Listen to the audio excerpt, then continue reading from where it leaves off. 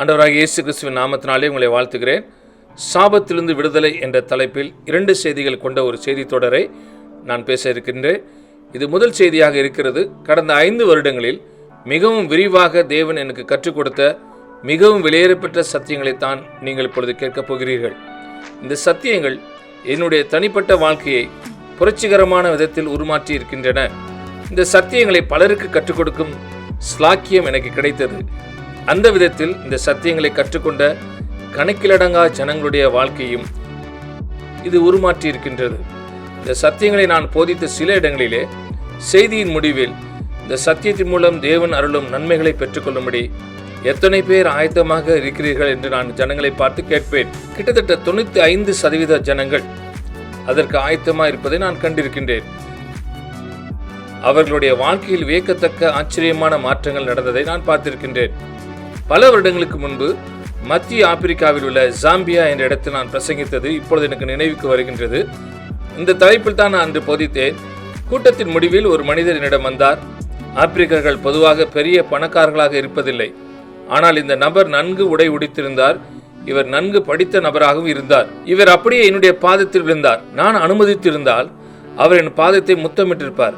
பிறகு அவர் எழுந்து நின்றார். அவருக்கு 40 வயது இருக்கும். அவர் சொன்னார், என்னுடைய வாழ்நாள் முழுவதையும் நான் வலி வேதனையிலேயே கழித்திருக்கின்றேன். மிகவும் பரிதாபமான நிலையை நான் வாழ்ந்து வந்திருக்கிறேன். ஒரு சந்தோஷமான நாளையும் நான் அனுபவித்ததில்லை. ஆனால் அவர் தொடர்ந்து இவ்வாறாக சொன்னார், உங்களோடு சேர்ந்து நானும் அந்த ஜெபத்தை செய்தபடியால் எனக்குள் இருந்த சகலமும் மாறிவிட்டது. இப்பொழுது நான் முழுமையாய் விடுதலையாயிருக்கிறேன் என்று சொன்னார். இப்பொழுது நான் முற்றிலும் ஒரு வித்தியாசமான நபராக இருக்கிறேன் என்று அவர் சொன்னார். அந்த அளவிற்கு ஒரு விடுதலை அவருடைய வாழ்க்கையில் உண்டானது. பிரியமானவர்களே, ஆக இந்த செய்திக்கு வல்லமை இருக்கிறது. இப்பொழுது நாம் நேராக கலாத்தியர் 3ஆம் அதிகாரம் 13ஆம் 14ஆம் வசனத்துக்கு செல்வது பொருத்தமாக இருக்கும் என்று நான் நினைக்கின்றேன். அதுதான் இந்த செய்திக்கு அடிப்படையாக இருக்கிறது. கலாத்தியர் 3ஆம் அதிகாரம் 13ஆம் வசனம் 14ஆம் வசனத்தை நான் வாசிக்கின்றேன். மரத்திலே தூக்கப்பட்ட எவனும் சபிக்கப்பட்டவன் என்று எழுதியிருக்கிறபடி கிறிஸ்து நமக்காக சாபமாகி நியாயப்பிரமாணத்தின் சாபத்திற்கு நம்மை நீங்களாக்கி மீட்டுக் கொண்டார். ஆபிரகாமுக்கு உண்டான ஆசீர்வாதம் கிறிஸ்து இயேசுவினால் புறஜாதிகளுக்கு வரும்படியாகவும் ஆவியை குறித்து சொல்லப்பட்ட வாக்குத்தத்தத்தை நாம் விசுவாசத்தினாலே பெறும்படியாகவும் எப்படி ஆயிற்று. இயேசு சிலுவையில் தொங்கின பொழுது நடந்த ஒரு பரிமாற்ற நிகழ்வை இந்த வசனங்கள் நமக்கு தெளிவாக வெளிப்படுத்துகின்றன. மரத்திலே தூக்கப்பட்ட எவனும் சபிக்கப்பட்டவன் என்ற பழைய ஏற்பாட்டு லேவியராகம புஸ்தகத்திலே சொல்லப்பட்டிருக்கிறது. மரமாகிய அந்த சிலுவையிலே இயேசு தொங்கின பொழுது அவர் சாபமானார். தேவனால் முன்குறிக்கப்பட்டு நியமிக்கப்பட்ட ஒரு தெய்வீக பரிமாற்றம் தான் அங்கு நடந்தது. பிரியமானவர்களே, இதைத்தான் இந்த வசனங்கள் நமக்கு தெளிவாக சொல்கின்றன. இயேசு நம்மீது வரவேண்டிய ஒவ்வொரு சாபத்தையும் தன்மேல் ஏற்றுக்கொண்டார். அதனால் நாம் சாபத்திலிருந்து விடுதலையாக்கப்பட்டிருக்கின்றோம். தேவன் நமக்காக முன் ஆயத்தம் செய்திருக்கின்ற ஆசீர்வாதத்துக்குள்ளும் நாம் நுழைகின்றோம். ஆகையால் இது மிகவும் எளிமையான நடைமுறைக்கு உகந்த ஒரு பரிமாற்றமாகும். நாம் ஆசீர்வாதத்தை பெற்றுக்கொள்ளும்படி இயேசு சாபமானார் என்று மிக தெளிவாக சொல்லப்பட்டிருக்கிறது.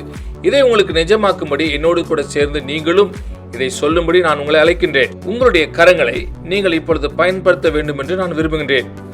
தீமையான காரியத்துக்கு உங்களுடைய இடது கரத்தையும், நன்மையான காரியத்துக்கு உங்களுடைய வலது கரத்தையும் ஒரு அடையாளமாக பயன்படுத்துங்கள். என்னை ஒருமுறை கவனியுங்கள். பிறகு நாம் எல்லோரும் சேர்ந்து இதை செய்யலாம். நாம் ஆசீர்வாதத்தை பெற்றுக்கொள்ளும்படி இயேசு சாபமானார். நான் சொல்வதை நீங்கள் திரும்பமாக சொல்லுங்கள். நாம் ஆசீர்வாதத்தை பெற்றுக்கொள்ளும்படி இயேசு சாபமானார். சரியாக சொன்னீர்கள். என்னுடைய வலது கரத்துக்கு நேராக உங்களுடைய இடது கரம் இருக்கிறது என்பதை இப்பொழுது நினைவில் வைத்துக் கொள்ளுங்கள். என் நிமித்தம் குழப்பமடையாதீர்கள். உங்களுக்கு அருகில் இருப்பவருடைய மூக்கை இடித்து விடாதீர்கள். இதை மிகவும் கவனத்தோடு செய்யுங்கள். யாரையும் இடித்து காயப்படுத்தி விடாதபடி செய்ய பாருங்கள். நீங்கள் ஆயத்தமாக இருக்கின்றீர்களா? நாம் ஆசீர்வாதத்தை பெற்றுக்கொள்ளத்தக்கதாக இயேசு நமக்காக சாபமானார்.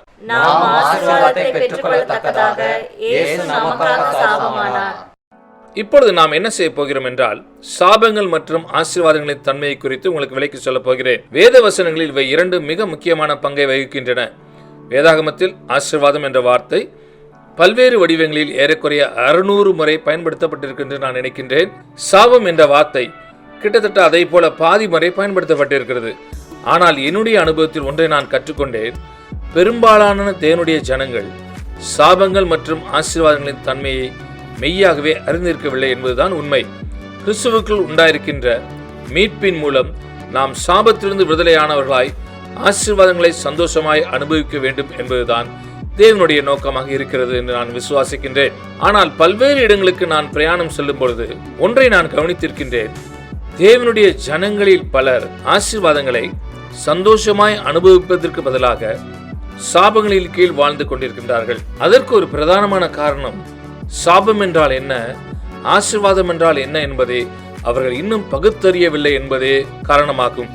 ஒருவேளை அவர்களால் அதை பகுத்தறிய முடியும் என்றாலும் சாபத்திலிருந்து விடுதலையானவர்களாய் ஆசீர்வாதத்துக்குள் எப்படி பிரவேசிப்பது என்பதை அவர்கள் இன்னும் அறியாமல் இருக்கலாம். இது அவர்களுக்கு ஒரு இரண்டாவது காரணமாக இருக்கின்றது. ஆகையால் ஆசீர்வாதங்கள் மற்றும் சாபங்களை குறித்த ஒரு எளிமையான விளக்கத்தை கொடுத்துவிட்டு இதை நான் ஆரம்பிக்கலாம் என்று நான் நினைக்கின்றேன். இவை இரண்டும் இயற்கைக்கு அப்பாற்பட்ட வல்லமையின் வாகனங்களாக இருக்கின்றன. இயற்கையான ஒன்றை நாம் இங்கு கையாளவில்லை என்பதை புரிந்து கொள்ள வேண்டியது மிக மிக முக்கியம். இவை இயற்கைக்கு அப்பாற்பட்ட ஒன்றாக இருக்கின்றது. ஆசீர்வாதங்கள் என்றால் நன்மைகளுக்கு ஏதுவாக இயற்கைக்கு அப்பாற்பட்ட வல்லமையை சுமந்து செல்லும் ஒரு வாகனமாக இருக்கின்றது. சாபங்கள் என்றால் தீமைகளுக்கு ஏதுவாக இயற்கைக்கு அப்பாற்பட்ட வல்லமையை சுமந்து செல்லும் அது ஒரு வாகனமாக இருக்கின்றது. அவைகளில் ஒரு முக்கியமான குணாதிசயம் என்னவென்றால், பெரும்பாலும் அவைகள் ஒரு தலைமுறையிலிருந்து அடுத்த தலைமுறைக்கு கடந்து தொடர்ந்து செல்கின்றன. அவைகள் சாபங்கள் என்றால் அவைகளின் கிரியைகள் எவ்வாறு துண்டித்து எறிவது என்பதை அந்த நபர் அறியும் வரை அந்த சாபங்கள் தொடர்ந்து தலைமுறை தலைமுறையாக கிரியை செய்து கொண்டிருக்கின்றது. பிரியமானவர்களே, அதன் விளைவாக பலர் இப்பொழுதும் இதை கேட்டுக்கொண்டிருக்கும் உங்களில் சிலர் கூட பல தலைமுறைகளுக்கு முன் நிகழ்ந்தவைகளின் தொடர்ச்சியை இப்பொழுது உங்களுடைய வாழ்க்கையில் நீங்கள் துன்பங்களாக அனுபவித்துக் கொண்டிருக்கலாம். உங்களுடைய பிரச்சனைக்கான ஆரம்பம் எங்கே இருக்கிறது என்பதை இப்பொழுது நீங்கள் கண்டுபிடித்தாக வேண்டும். அதிலிருந்து விடுதலையாக்கப்படுவதற்கான சரியான ஒரு செயலில் நீங்கள் இப்பொழுதே இறங்கியாக வேண்டும். பிரியமானவர்களே, ஆசீர்வாதங்கள் மற்றும் சாபங்களை சுமந்து செல்கின்ற வாகனங்கள் வார்த்தைகளாக இருக்கின்றன.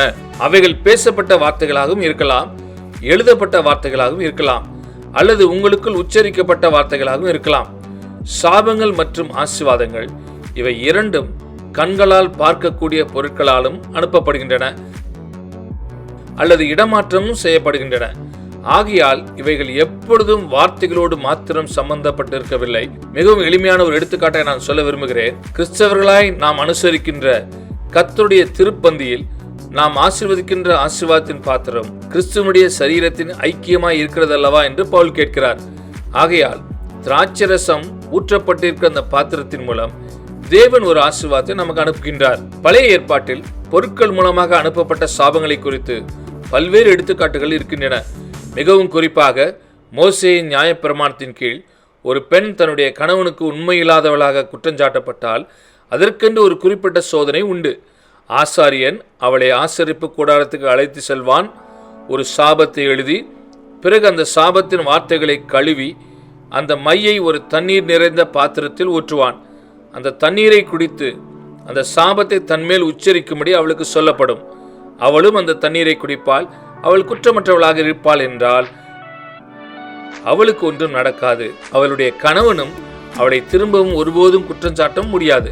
ஆனால் அவள் குற்றம் செய்தவளாக இருப்பாள் என்றால் அவளுடைய சரீரத்தில் மோசமான அழிவுக்கெதுவான வியாதிகள் தொற்றிக்கொள்ளும். கண்களால் காணக்கூடிய ஒரு பொருள் மூலமாக ஒரு சாபம் எவ்வாறு அனுப்பப்பட்டது என்பதை ஒரு எடுத்துக்காட்டின் வழியாக நான் இங்கு சொல்லியிருக்கின்றேன். இந்த எடுத்துக்காட்டில் தண்ணீர் நிறைந்த ஒரு பாத்திரம் தான் அந்த பொருளாக இருக்கின்றது. இப்பொழுது என்னுடைய தனிப்பட்ட அனுபவத்தின் மூலம் இந்த சத்தியத்தை எடுத்து காண்பிக்க விரும்புகின்றேன். நம்முடைய வாழ்க்கையோடு சம்பந்தப்பட்டிராத வெறும் யூகத்தின் கோட்பாடுகளை நான் ஒருபோதும் போதித்ததில்லை. என்னுடைய வாழ்க்கையில் நிகழ்ந்தவைகளோடு கூட ஏதாவது ஒரு வகையில் சம்பந்தப்பட்டவைகளை தான் நான் பெரும்பாலும் போதித்திருக்கின்றேன். அதிலும் குறிப்பாக இந்த செய்தி அப்படிப்பட்ட ஒன்றாக இருக்கின்றது. என்னை படிப்படியாக எச்சரித்த 3 சம்பவங்களை என்னுடைய வாழ்க்கையிலிருந்து நான் உங்களுக்கு சொல்ல விரும்புகின்றேன். என்னுடைய வாழ்க்கையில் இந்த நிலைக்கு நான் நேரடியாக வந்துவிடவில்லை. தேவன் இந்த சத்தியங்களை எனக்கு படிப்படியாக வெளிப்படுத்தினார். சில குறிப்பிட்ட அனுபவங்களின் வழியாக கடந்து செல்லும்படி தேவன் என்னை அனுமதித்தார். அந்த சூழ்நிலைகளை நான் கையாளும் பொழுதுதான் இந்த சத்தியங்களை பார்க்கும்படி என் கண்களை தேவன் திறந்து சத்தியங்களை இவ்வழியாய் கற்றுக்கொள்ளும்படி தேவன் என்னை நடத்தினார் என்று தான் நான் நினைக்கின்றேன். 1960ஆம் ஆண்டின் கடைசிக்கு நான் திரும்பி செல்கின்றேன். அப்பொழுது நான் என்னுடைய முதல் மனைவி லிடியாவோடு புளோரிடாவில் ஃபோர்ட் லாடர்டேல் என்ற இடத்தில் நான் வசித்து வந்தேன். என்னுடைய அம்மா வழி தாத்தாவிடமிருந்து பல்வேறு சீன கலைப்பொருட்கள் எனக்கு கிடைத்திருந்தன. அவைகள் எங்களுக்கு எப்படி கிடைத்தன என்பதை சொல்ல வேண்டுமென்றால் ஒரு வரலாற்று உண்மையை சொல்லியே ஆக வேண்டும். என்னுடைய தாத்தா பிரிட்டிஷ் ராணுவத்தில் ஒரு அதிகாரியாக இருந்தார். 1904 வருடம் பிரிட்டிஷ் அரசாங்கம் எழும்புகிற குத்துச்சண்டை வீரன், அதாவது பாக்ஸர் ரைசிங் அல்லது கலகம் பண்ணுகிற குத்துச்சண்டை வீரன், பாக்ஸர் ரிபல்லியன் என்று அறியப்பட்ட சீன கலகக்காரர்களை ஒடுக்கும் நோக்கத்தில் ஒரு படையை சீனாவிற்கு அனுப்பி வைத்தது. அந்த படையை நடத்தி செல்லும் பொறுப்பில் என் தாத்தா இருந்தார். சீனாவில் அவர் சேகரித்த பல்வேறு பொருட்களோடு கூட அவர் திரும்பி வந்தார். காலப்போக்கில் என்னுடைய அம்மா மூலம் அவைகளின் சில பொருட்களை தாத்தா வழி சொத்தாக எனக்கு கிடைத்தன. அவைகளில் 4 பொருட்கள் துணிகளில் தையல் வேலையாய் எம்பிராய்டரி செய்யப்பட்ட மிகவும் கவர்ந்திழுக்கக்கூடிய டிராகன் படங்களாகும். ஒவ்வொன்றும் வெவ்வேறு விதமான பொருட்களில் செய்யப்பட்டிருந்தன. மிகவும் கவர்ந்திழுக்கக்கூடியவை என்று நான் சொல்லும் பொழுது அவைகளின் நிறங்களை குறித்து தான் நான் அப்படி சொல்கின்றேன். சீன கலாச்சாரத்தை கொஞ்சம் அறிந்து வைத்திருக்கின்ற ஒருவர் என்னிடம் இவ்வாறாக சொன்னார். அவைகள் ராஜ்ய வகையை சேர்ந்த டிராகன்கள். காரணம், அவைகளில் கால் நகங்களில் 5 வளைந்த நகங்கள் இருக்கின்றன. சாதாரண வகை டிராகன்களுக்கு 4 வளை நகங்கள் தான் உண்டு. ஆனால் ராஜ்ய வகை டிராகன்களுக்கு 5 வளை நகங்கள் உண்டு. உண்மையில் என்னுடைய தாத்தாவோடு எனக்கு நெருங்கிய உறவு இருந்ததால் அவரிடமிருந்து எனக்கு கிடைத்த இந்த பொருட்கள் மிகவும் முக்கியமானவை. ஃபோர்ட் லாடர்டேல் என்ற இடத்தில் எங்களுடைய வீட்டை நாங்கள் கட்டின பொழுது நான் இந்த 4 டிராகன் படங்களையும் எங்களுடைய வீட்டின் அறையில் மாட்டி வைத்தேன். ஆனால் அதற்கு பிறகு பரிசுத்த ஆவியானவர் அதை குறித்து என்னை தொந்தரவு செய்ய ஆரம்பித்தார். எப்பொழுதாவது நீங்களும் இந்த அனுபவத்திலே பரிசுத்த ஆவியானவரால் அவ்விதத்தில் தொந்தரவு பண்ணப்பட்டு இருக்கின்றீர்களா? இம்மாதிரியான சூழ்நிலைகளில் நான் முதலில் என்ன செய்வோம் தெரியுமா? பரிசுத்த ஆவியானவர் அப்படியெல்லாம் செய்ய மாட்டார், எனவே இப்படி சிந்திப்பதை முட்டாள்தனம் என்று சொல்லி நாம் அதை ஒதுக்கி தள்ளிவிடுவோம். ஆனால் பரிசுத்த ஆவியானவர் என்னிடம் வேதாகமத்தில் டிராகன் என்பது எதை குறிக்கின்றது என்று கேட்டார். இந்த கேள்விக்கு பதிலளிக்கும் அளவிற்கு நான் வேதாகமத்தை நன்கு அறிந்து வைத்திருந்தேன். வெளிப்படுத்தின விசேஷம் 12ஆம் அதிகாரம் 9ஆம் வசனத்திலே டிராகன் என்ற வார்த்தை தெள்ள தெளிவாக பிசாசை குறிக்கும்படி பயன்படுத்தப்பட்டிருக்கின்றது. இன்னும் மற்ற இடங்களிலும் அந்த அர்த்தத்தில் தான் அது பயன்படுத்தப்பட்டிருக்கின்றது. பிறகு பரிசுத்த ஆவியானவரிடம் இவ்வாறே கேட்டார். கிறிஸ்துவனுடைய ஊழியக்காரனாகிய நீ உன்னுடைய வீட்டின் அறையில் பிசாசை விளம்பரப்படுத்தும் இந்த படங்களை மாட்டி வைத்திருப்பது சரியான ஒரு செயலாக இருக்குமா என்று கேட்டார். இதோடு எனக்கு கொஞ்சம் போராட்டம் இருந்தது. முடிவில் நான் சொன்னேன், போதும் தேவனே, இதில் நீர் ஜெயித்து விட்டேன், நான் இந்த டிராகன் படங்களை எடுத்து விடுகிறேன் என்று நான் அப்படியே அந்த டிராகன் படத்தை நான் எடுத்து விட்டேன். தேவனுக்கு கீழ்ப்படிய வேண்டும் என்ற அந்த நோக்கத்தை தவிர வேற எந்த நோக்கமும் எனக்கு இல்லை. ஆனால் அதற்கு பின் நடந்தவைகளையோ மிகவும் ஆச்சரியமான காரியங்களாகும். அந்த நேரம் வரை பண விஷயத்தில் போதுமான அளவுதான் என்னிடம் இருந்தது. நான் பல இடங்களுக்கு பிரயாணம் செய்து பிரசங்கித்து இருக்கிறேன். மரியாதைக்குரிய பல பட்டங்களை நான் வாங்கியும் இருக்கின்றேன். அவைகள் எங்களுடைய தேவைகளை சந்திப்பதற்கு போதுமானதாக இருந்தது. ஆனால் எங்களிடத்தில் தேவைக்கும் அதிகமான பணம் இல்லை. அது மட்டுமல்ல, என்னுடைய குடும்பத்தில் விசித்திரமான காரியங்கள் அப்பொழுது நடந்து கொண்டிருந்தன. என்னுடைய மனைவியிடம் இயல்பாக பேசுவது எனக்கு கடினமாக இருந்தது. என்னுடைய பெற்றோர்களிடமிருந்து எனக்கு ஒரு உரிமை சொத்து கிடைத்தது. அதன் மூலம் நிறைய பணம் எனக்கு கிடைக்கக்கூடிய வாய்ப்பு இருந்தது. ஆனால் பலருடைய பொறுப்பற்ற செயல்களால் அந்த பணம் எனக்கு கிடைக்காதபடி நெடுங்காலமாய் தடைப்பட்டு கொண்டே சென்றது. இப்பொழுது நான் அந்த டிராகன் படங்களை அகற்றிவிட்டேன். அதனால் என்னுடைய பண விஷயத்தை நான் செழிப்படைய ஆரம்பித்தேன். இதை நானே உணர ஆரம்பித்தேன். பிரியமானவர்களே, நான் எதையும் வித்தியாசப்படுத்தி சொல்லவில்லை. ஆனால் அடுத்த வருடமே என்னுடைய வேலையில் எந்த மாற்றங்களும் இல்லாமல் என்னுடைய வருமானம் 2 மடங்கானது. பிறகு எனக்கு அந்த உரிமை சொத்தும் கிடைத்தது. அந்த சொத்து எனக்கு விடுவிக்கப்பட்டது. நானும் என்னுடைய முதல் மனைவியும் ஒரு வீட்டை விலைக்கு வாங்கினோம். அது எங்களுக்கு மிகப்பெரிய ஒரு விசுவாசப்படியாக இருந்தது. ஆனாலும் இந்த வீட்டை வாங்கும்படி தேவன் தான் எங்களை வழிநடத்தினார் என்பதை நாங்கள் தெளிவாக உணர்ந்தோம். செழிப்பை குறித்து ரொம்பவும் சாதாரணமாக நான் போதித்து விடுவதில்லை. அதை குறித்து போதிப்பது என்பது மிகவும் கவனமாக கையாளப்பட வேண்டும். செழிப்பிற்கு ஒரு நோக்கம் இருக்க வேண்டும். நாங்கள் அந்த வீட்டிற்குள் குடிபுகுந்தோம். நாங்கள் அந்த வீட்டில் 9 வருடங்கள் வாழ்ந்தோம். பிறகு நாங்கள் அதற்கு கொடுத்த விலையை காட்டிலும்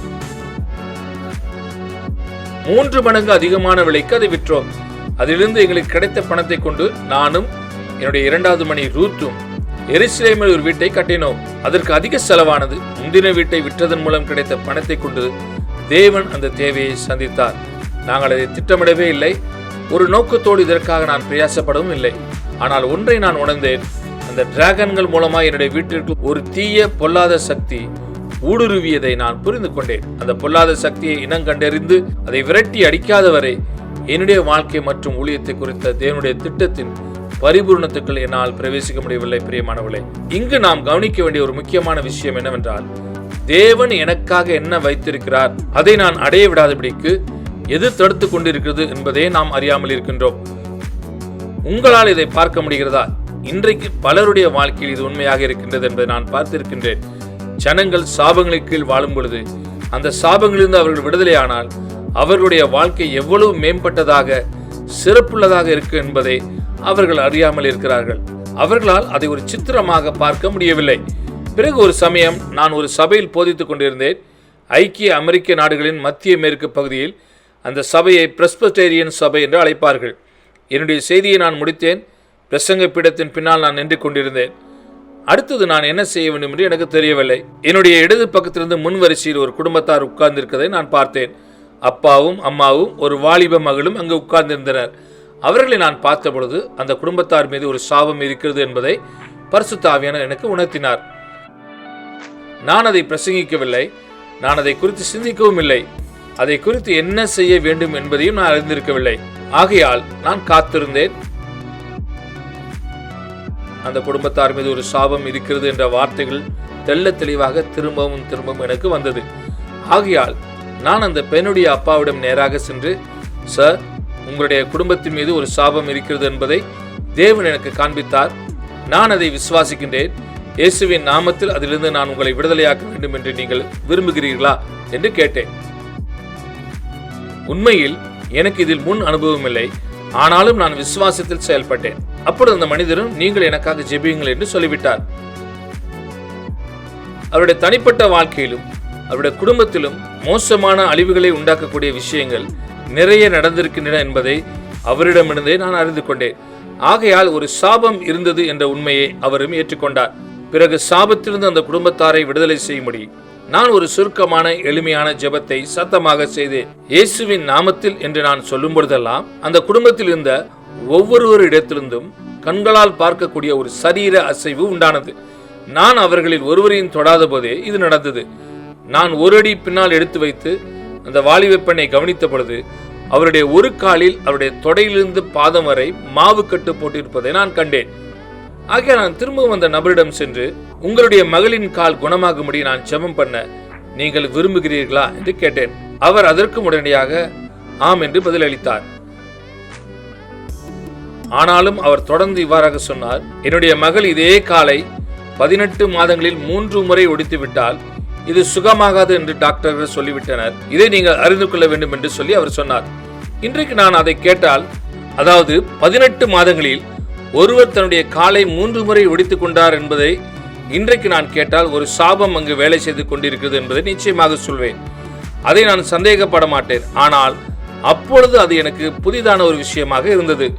பிறகு நான் இவ்வாறாக சொன்னேன், நான் செய்ய போவதெல்லாம் அந்த காலை என்னுடைய கரங்களில் எடுத்து ஒரு எளிமையான ஜெபத்தை நான் சொல்ல போகிறேன் என்று நான் சொன்னேன். ஒரு சில வாரங்களுக்கு பிறகு அந்த மனிதர் எனக்கு ஒரு நன்றி கடிதம் எழுதி அனுப்பியிருந்தார். அவர் தன்னுடைய மகளை மருத்துவமனைக்கு அழைத்து சென்றிருக்கின்றார். அவருடைய காலை எக்ஸ்ரே எடுத்து பார்த்திருக்கின்றார்கள். அவருடைய கால்கள் சுகமானதை அந்த எக்ஸ்ரே காண்பித்தது. பிறகு சீக்கிரத்தில் அந்த மாவுக்கட்டை அகற்றி விட்டார்கள். இதையெல்லாம் அவர் அந்த கடிதத்தில் எழுதியிருந்தார். இந்த சம்பவத்தை குறித்து நான் தியானித்த பொழுது இதை நான் உணர்ந்தேன். இந்த குடும்பத்தார் மீது இருப்பதாக தேவன் காண்பித்த அந்த சாபம்தான் அந்த மகளுடைய கால் சுகமாவதை தடுத்து கொண்டிருந்த ஒரு தடையாக இருந்தது. தடையாயிருந்த அந்த சாபம் அகற்றப்படும் வரை அவருடைய கால் சுகமடையும்படி ஏறெடுக்கப்படும் ஜெபங்களுக்கு பலன் இருக்காது. பிரியமானவர்களே, இது ஒரு கோட்பாடு. ஒரு சாபம் ஒரு குடும்பத்தார் மீதோ அல்லது ஒரு தனிப்பட்ட நபர் மீதோ இருக்கும் பொழுது அவர்களுக்கென்று தேவன் வைத்திருக்கின்ற ஆசீர்வாதங்களை அவர்கள் பெற்றுவிடாதபடிக்கு அந்த சாபம் அவர்களுடைய கண்களுக்கு தெரியாத ஒரு தடையாக இருக்கின்றது. இதை நான் நூற்றுக்கணக்காருடைய வாழ்க்கையில் பார்த்திருக்கின்றேன். என்னுடைய வாழ்க்கையில் பொருளாதார செழிப்பையும் தேவனுடைய சித்தத்திற்கான வழிவாசலையும் நான் அடைய விடாதபடிக்கு அந்த டிராகன்கள் தடையாக இருந்தன. இந்த வாலிப பெண்ணுடைய வாழ்க்கையில் உடைந்து போன அவருடைய கால் சுகமாவதுதான் தேவன் அவளுக்கென்று வைத்திருந்த ஆசீர்வாதம். ஆனால் அந்த சாபம் அதற்கு அவளுக்கு தடையாக இருந்தது. பிறகு நான் இதை குறித்து போதிக்க ஆரம்பித்தேன். சாபங்களும் சாபத்துக்கான காரணங்களும் அதற்கான தீர்வுகளும் என்ற தலைப்பில் நான் போதித்த 3 செய்திகள் அடங்கிய சில ஒளிநாடாக்களை நான் ஒளிப்பதிவு செய்து பலருக்கு கொடுத்தேன். அதன் விளைவு ஆச்சரியத்திற்குள்ளாக பல சாட்சிகளை நான் கேள்விப்பட ஆரம்பித்தேன். தனிப்பட்ட நபர்களுடைய வாழ்க்கையில் மாத்திரமல்ல, பல சபைகளிலும் வியக்கத்தக்க மாற்றங்களும் அற்புதங்களும் நடந்தன. பிரியமானவர்களே, அதில் ஒரு ஒளிநாடா தென்னாப்பிரிக்காவிற்கு சென்றது. கொஞ்ச நாட்களுக்கு பிறகு நானும் என் மனைவி ரூத்தும் தென்னாப்பிரிக்காவிற்கு சென்று ஊழியம் செய்தோம். நாங்கள் கேப்டவுன் என்ற பட்டணத்தில் இருந்தோம். அங்கு நாங்கள் ஒரு யூத பெண்ணை சந்தித்தோம். அவர் கர்த்தராகிய இயேசுவை தன் மேசியாவாகவும் தன் சொந்த இரட்சகராகவும் ஏற்றுக்கொண்டு மறுபடியும் பிறந்து ரட்சிக்கப்பட்டிருந்தாள். அவள் என்னிடம் தன்னுடைய சாட்சியை பகிர்ந்து கொண்டாள். நாங்கள் இதை அவளிடமிருந்து நேரடியாக கேட்டோம். ஒரு நிறுவனத்தின் தலைவருடைய தனி செயலாளராக இவர் வேலை செய்து வந்தார். இவர் பெரிய படிப்பு படித்தவர். இவர் அவ்வளவு முக்கியமான ஒரு பதவியில் வேலை பார்த்து வந்தார். இவளுக்கு நல்ல சம்பளமும் கிடைத்தது. கொஞ்ச காலத்துக்கு பிறகு இவருடைய நிறுவன தலைவரும் மற்ற அதிகாரிகளும் ஒரு பெண் சாமியாரின் வழி நடத்துவதன் கீழ் விசித்திரமான ஒரு மதத்தை பின்பற்றி வந்ததை இவள் கண்டுபிடித்தாள். அப்பொழுது அந்த பெண் சாமியார் அந்த நிறுவன அதிகாரிகள் மேல் அருள் வாக்காக பேசின சில ஆசீர்வாதங்களை டைப் அடித்து கொடுக்கும்படி அந்நிறுவனத்தின் தலைவர் இவளிடம் கேட்டுக்கொண்டார். இந்த பெண் அதை டைப் செய்யும் பொழுது அந்த ஆசீர்வாதங்கள் எல்லாம் கிறிஸ்தவர்களாகிய நம்மோடு சம்பந்தப்பட்டவை என்பதை இவள் புரிந்து கொண்டார். ஆகையால் அந்த பெண் அதை டைப் செய்யும் பொழுது அந்த பெண் சாமியார் சொன்ன வார்த்தைகளை அவள் டைப் செய்வதற்கு மனது இல்லாதிருந்தது. ஏனென்று சொன்னால், அவள் சொல்லிய சில ஆசீர்வாதங்கள் ஒரு வித்தியாசமான காரியமாக இருந்தது மட்டுமல்ல, அந்த ஆசீர்வாதங்கள் எல்லாம் கிறிஸ்தவர்களாகிய நம்மோடு சம்பந்தப்பட்டதாக இருந்ததை அவள் புரிந்து கொண்டாள். ஆகையால் இவள் தன் நிறுவன தலைவரிடம் சென்று, என்னை மன்னித்து விடுங்கள், இந்த ஆசீர்வாதங்களை டைப் பண்ணுவதற்கு என் மனம் ஒத்துப்போகவில்லை என்று சொல்லிவிட்டார். அவளுடைய மேலதிகாரியும் இதை பெரிதாக பொருட்படுத்தவில்லை. அந்த பெண்ணிடம், என்னை மன்னித்து விடுங்கள், இதை உங்களுடைய மனசாட்சிக்கு எதிரானது என்பதை முன்பே நான் அறிந்திருந்தால் இதை செய்யும்படி நான் சொல்லியிருக்க மாட்டேன் என்று சொல்லிவிட்டு அவர் முடித்துவிட்டு சென்று விட்டார். இப்பொழுது நாம் அந்த சூழ்நிலையை கொஞ்சம் அனுமானித்து பார்க்க வேண்டும். அந்த பெண் சாமியார் அருள்வாக்காய் சொன்ன ஆசீர்வாதங்களை அங்கு தனி செயலாளராய் வேலை பார்த்து கொண்டிருந்த இந்த பெண் டைப் அடித்து கொடுக்கவில்லை என்பதை அந்த பெண் சாமியார் கேள்விப்பட்டிருப்பாள் என்பதை என்னால் நிச்சயமாக சொல்ல முடியும். அவள் என்ன செய்தாள் என்பதை யார் அறிவார்? அவள் ஒரு சாபத்தை இந்த பெண் மீது பேசியிருக்கக்கூடும். ஆனால் அவள் பேசின சாபம் ஒரு பெரிய பாதிப்பை உண்டாயிருக்க முடியாது. ஆனாலும் அது உண்டாகினது. நான் இந்த பெண்ணை மிரியம் என்று தான் அழைப்பேன். ஆனால் அது அவருடைய பெயர் அல்ல. ஒரு சில வாரங்களுக்குள் மிரியாமின் விரல்கள் விரைத்து மேல் நோக்கி வளைந்து அப்படியே நின்றுவிட்டன. அது அவளுக்கு மிகுந்த வலி வேதனையை கொடுத்தது. அவளால் தன்னுடைய விரல்களை மடக்க முடியவில்லை. அவ்வளவு வலி இருந்ததை நீங்கள் நம்ப மாட்டீர்கள் என்று அவள் சொல்கிறாள். அவள் தன்னுடைய கணவரை விட்டு வேறொரு படுக்கையில் படுக்க வேண்டியதாக இருந்தது. காரணம், அவளுடைய கணவர் திரும்பி படுக்க முயற்சி செய்து அதனால் படுக்கையில் அசைந்து விட்டால் அவளுக்கு பயங்கரமாக வலிக்கும். பிரியமானவர்களே, ஆகவே தான் அவளுடைய விரல்களில் உண்டாகும் வலியை அவளால் தாங்கிக் கொள்ளவே முடியாது. அவள் ஒரு ஸ்பெஷலிஸ்ட் டாக்டரிடம் சென்று எக்ஸ்ரே எடுத்து பார்த்தால் அவளுக்கு முடக்குவாத நோய் இருப்பது கண்டறியப்பட்டது. ஒரு விதத்தில் சொல்லப்போனால் அவள் இப்பொழுது உடல் ஊனமுற்றவளாகி விட்டாள். அவளுக்கு இன்னொரு ஆவிக்குரிய பெண்ணிடமிருந்து இந்த ஒளிநாடாக்கள் கிடைத்தன. மிரியாம் இந்த ஒளிநாடாக்களை கேட்க வேண்டும் என்று அவள் உணர்ந்தாள். முதலில் மிரியாம் இவர்களை குறித்து நிச்சயமாக இந்த ஒளிநாடாவை குறித்து உற்சாகம் அடைந்திருக்க மாட்டாள். சாபங்களை குறித்த சிந்தனையே அவளுக்குள் இருந்திருக்கிறது. எப்படியோ இந்த இன்னொரு பெண் அவளை வற்புறுத்தி அவர்கள் இருவரும் உட்கார்ந்து அந்த ஒளிநாடாக்களை கவனமாய் செவி கொடுத்து கேட்டிருக்கின்றார்கள். 3வது செய்தியின் முடிவில் நான் ஜனங்களை ஜெபத்தில் நடத்துவேன். அந்த ஜெபத்தின் மூலம் அவர்கள் தங்களுடைய வாழ்க்கையில் காணப்படும் எந்த ஒரு சாபத்திலிருந்தும் தங்களையே விடுதலை செய்து கொள்வார்கள். அந்த ஜெபம் ஆரம்பிக்கின்ற அந்த நேரத்தில் அந்த ஒளிநாடா சிக்கிக் கொண்டது. அது தொடர்ந்து ஓடவில்லை. அது முன்னும் ஓடவில்லை, பின்னும் ஓடவில்லை. அதை வெளியே எடுக்கவும் முடியவில்லை. பாருங்கள் பிரியமானவர்களே, இது இயற்கையாய் நடக்கக்கூடிய ஒரு விஷயம் கிடையாது. அப்பொழுது மிரியம் உடனே, இப்பொழுது என்னால் இந்த ஜெபத்தை சொல்ல முடியாது என்று சொல்லியிருக்கிறார். எதிலும் சோர்வடையாத இந்த இன்னொரு பெண் மிரியமிடம், இல்லை இல்லை, நான் அந்த ஜெபத்தை டைப் அடித்து வைத்திருக்கின்றேன், நான் அதை எடுத்துக்கொண்டு வருகிறேன் என்று சொல்லி அதை எடுக்கும்படி ஓடினார்.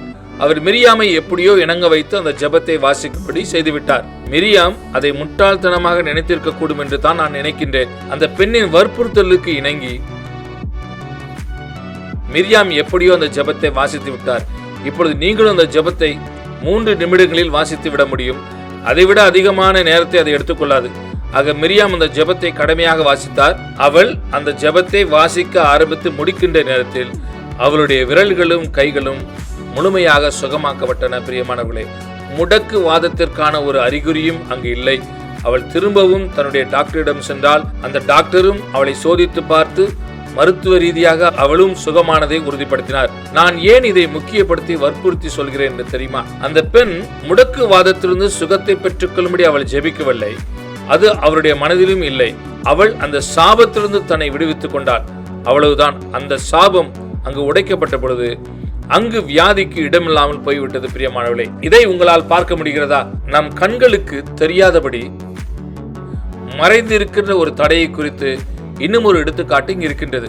ஆசீர்வாதங்கள் மற்றும் சாபங்கள் எடுத்துக்கொள்ளக்கூடிய வடிவங்களை குறித்து பேசுகிற வேத வசனத்தை இப்பொழுது நாம் பார்க்க போகிறோம். பழைய ஏற்பாட்டின் ஒரு குறிப்பிட்ட அதிகாரம் ஆசீர்வாதங்கள் மற்றும் சாபங்களை குறித்து தனிப்பட்ட விதத்தில் பேசுகிறது. அது எந்த அதிகாரம் என்று உங்களில் எத்தனை பேருக்கு தெரியும்? உபாகமம் 28ஆம் அதிகாரம்.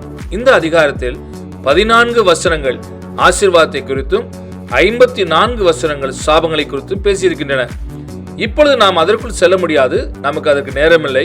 அதை படிக்க வேண்டும் என்ற ஆர்வம் உங்களுக்கு இருந்தால் உங்களுக்கு வசதியான நேரத்தில் நீங்கள் அந்த அதிகாரத்தை கவனமாக வாசித்து பாருங்கள். இதை ஒரு ஆலோசனையாக உங்களுக்கு நான் சொல்ல விரும்புகிறேன். நான் இதை பலமுறை வாசித்திருக்கின்றேன். நான் அதை சுருக்கமாக உங்களுக்கு தொகுத்து சொல்ல போகிறேன். ஆனாலும் நீங்கள் சிந்திப்பது துல்லியமானதா இல்லையா என்பதை நீங்களே தயவு செய்து நிதானித்து பாருங்கள். முக்கியமான ஆசீர்வாதங்கள் மற்றும் முக்கியமான சாபங்களை குறித்த என்னுடைய தொகுப்பு இதோ. அடிப்படையில் பார்க்கும்போது ஆசீர்வாதங்கள் மற்றும் சாபங்கள் என்ற இவை இரண்டும் ஒன்றுக்கு ஒன்று நேர் எதிரானவை. 7 ஆசீர்வாதங்கள் இங்கே இருக்கின்றன. முதலாவது ஆசீர்வாதம் மேல்நிலைக்கு கொண்டு வருதல் அல்லது உயர்த்தப்படுவதாகும். அதாவது நீங்கள் இனி ஒருபோது இவ்வுலக காரியங்களின் கீழ் வாழ மாட்டீர்கள் என்று அர்த்தமாகும். இரண்டாவது ஆசீர்வாதம் கனி கொடுக்கும் ஒரு வாழ்க்கை முறையாகும். தேவனுடைய ஆசீர்வாதம் வாழும் ஒரு மனிதன் அவனுடைய அல்லது அவருடைய வாழ்க்கையின் எல்லா பகுதியிலும் கனி கொடுக்கிற ஒருவனாக இருப்பாள். மூன்றாவது ஆசீர்வாதம் சரீர ஆரோக்கியமாகும். நான்காவது ஆசீர்வாதம் செழிப்பாகும். ஐந்தாவது ஆசீர்வாதம் வெற்றியுள்ள ஜீவியமாகும். ஆறாவது ஆசீர்வாதம் நீ வாளாயிராமல் தலையாயிருப்பாய் என்று மோசே சொன்னார். ஏழாவது ஆசீர்வாதம் நீங்கள் கீழாயிராமல் மேலாயிருப்பீர்கள் என்று சொல்லப்பட்டிருக்கிறது. பல வருடங்களுக்கு முன்னால் நான் இதை வாசித்துக் கொண்டிருந்த பொழுது தலையாயிருப்பதற்கும் வாளாயிருப்பதற்கும் இடையே உள்ள ஒரு வித்தியாசம் என்ன என்று கர்த்தரிடம் நான் கேட்டேன். அவர் ஒரு எளிமையான பதிலை கொடுத்தார் என்று நான் விசுவாசிக்கிறேன். தலை தீர்மானங்களை எடுக்கின்றது, வாளானது இங்கும் அங்கும் எடுத்துக்கொண்டு செல்லப்படுகிறது. நீங்கள் எப்படி வாழ்ந்து கொண்டிருக்கிற பிரியமானவர்களே? நீங்கள் தீர்மானங்களை எடுக்கிறீர்களா? சூழ்நிலைகளை உங்களுடைய கட்டுப்பாட்டிற்குள் நீங்கள் வைத்திருக்கின்றீர்களா? அல்லது ஒரு வாளை போல உங்களால் புரிந்து கொள்ள முடியாத, உங்களால் கட்டுப்படுத்த முடியாத சூழ்நிலைகளினாலும் சக்திகளினாலும் நீங்கள் இங்கும் அங்கும் இழுத்து செல்லப்படுகிறீர்களா? நீங்கள் ஒரு வாளாக இருக்கிறீர்கள் என்றால் நீங்கள் ஒரு சாபத்தை கீழ் இருப்பது சாத்தியமாக இருக்கின்றது. இந்த ஒவ்வொரு ஆசீர்வாதமும் இந்த ஒரு குறிப்பிட்ட காரணத்தில் தான் உண்டாயிருக்கின்றன என்று நான் இங்கு சொல்லவில்லை. அதை நீங்கள் தான் பகுத்தறிய வேண்டும். இந்த விஷயத்தில் நமக்கு உதவும்படி ஒரே ஒரு நிபுணர் தான் இருக்கின்றார். அவருடைய பெயர் டெரிப்பின்ஸ் அல்ல, அவருடைய பெயர் பரிசுத்த ஆவியானவர். தனிப்பட்ட விதத்தில் அவர்தான் உங்களுக்கு இதை விளக்கி காண்பிக்க வேண்டும். என்னால் பொதுவான சத்தியங்களை தான் பிரசங்கிக்க முடியும். ஆனால் அதை உங்களுடைய வாழ்க்கையின் சூழ்நிலையில் எப்படி பயன்படுத்த வேண்டும் என்பதை நீங்கள் பரிசுத்த ஆவியானவரிடமிருந்து தான் அதை அறிந்து கொள்ள வேண்டும். இப்பொழுது நாம் சாபங்களை குறித்து பார்க்க ஆரம்பிக்கலாம். அப்படியே ஆசீர்வாதங்களின் தன்மைக்கு நேர் எதிராக இருக்கின்றன. நிந்திக்கப்படுதலும் கனிகொடாத தோல்வியுற்ற அல்லது மலட்டுத்தனமான வாழ்க்கையும் சாபத்தின் அடையாளங்களாக இருக்கின்றன. அடிப்படையில் கனிகொடாத மலட்டுத்தனமான வாழ்க்கை எப்பொழுதுமே ஒரு சாபத்தோடு தொடர்புடையதாய் இருக்கின்றது. மூன்றாவதாக எல்லா வகையான வியாதியுமே சாபமாக இருக்கின்றது. உபாகமம் 28ஆம் அதிகாரத்தை நீங்கள் வாசிக்கிறீர்கள் என்றால் அந்த பட்டியலில் விடப்படாத வியாதியே இல்லை என்று தான் சொல்ல வேண்டும். நான்காவதாக தரித்திரம் ஒரு சாபமாக இருக்கின்றது. ஐந்தாவதாக தோல்வியிலே துவண்ட வாழ்க்கை ஒரு சாபமாக இருக்கின்றது. ஆறாவதாக தலையாயிராமல் நீங்கள் வாளாயிருக்கிறீர்கள் என்றால் அது ஒரு சாபமாக இருக்கின்றது. ஏழாவதாக மேலாயிராமல் நீங்கள் கீழாயிருக்கிறீர்கள் என்றால் அது ஒரு சாபமாக இருக்கின்றது. 2 கிறிஸ்தவர்கள் சந்தித்த பொழுது இவ்வாறாக பேசிக் கொண்டதை குறித்து நீங்கள் ஒருவேளை கேள்விப்பட்டிருப்பீர்கள். நீங்கள் எப்படி இருக்கிறீர்கள் பிரதர் என்று அவர் கேட்டாராம். அதற்கு இன்னொருவர், சூழ்நிலைகளின் கீழ் நான் ஒன்றும் மோசமான நிலையில் இல்லை பிரதர் என்று பதிலளித்திருக்கின்றார். கடந்த பல வருடங்களில் இந்த பட்டியலை தவிர நான் ஒரு சிறிய பட்டியலை தயாரித்தேன். அதாவது, ஒருவேளை நான் ஒரு சாபத்தின் கீழ் போராடி கொண்டிருக்கிறேனோ என்பதை குறித்து என்னை எச்சரிக்கும்படி சில அறிகுறிகள் அடங்கிய ஒரு சிறிய பட்டியலை நான் தயாரித்தேன். ஒருவேளை என்று தான் நான் சொல்கின்றேன். உபாகமம் 28ஆம் அதிகாரத்தை விட்டுவிட்டு தனியாக இந்த பட்டியலை நான் தயாரித்தேன். ஆனாலும் இந்த பட்டியல் உபாகமம் 28ஆம் அதிகாரத்தோடு அவ்வளவு நெருங்கிய